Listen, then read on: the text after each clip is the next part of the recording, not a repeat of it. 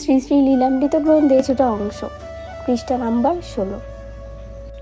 প্রভু বললেন, আমি তোমার নাম নিয়ে এই পৃথিবীতে এক অবতার হয়ে আসব, মানুষকে পথ দেখাতে, ভক্তির আলো ছড়িয়ে দিতে। এই দুনিয়ায় কোনো ভেদাভেদ থাকবে না, না জাত, না ধর্ম, না ধনী গরিবের, সবাই এক, সবাই ভগবানের সন্তান। যে মানুষ সত্যিকারে ভগবানের সন্তান, সে সবসময় মনে মনে তার নাম করতেই থাকে।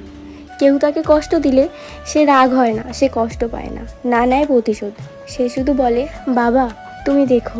সে কোনো সময় অহংকার করে না, নিজেকে বড় ভাবে না, সবসময় নম্র ও নরম থাকে, কারণ সে জানে সব কিছুই করাচ্ছে আমাদের ভগবান। নারদ ঋষির মতো যে প্রেমে ডুবে যায়, সে শুধু সব কিছু ভুলে গিয়ে প্রেমের ভিতরেই পড়ে যায়। সে শুধু ভগবানকেই ভালোবাসে, আর সেই ভালোবাসাতেই তার আসল শান্তি খুঁজে পায়।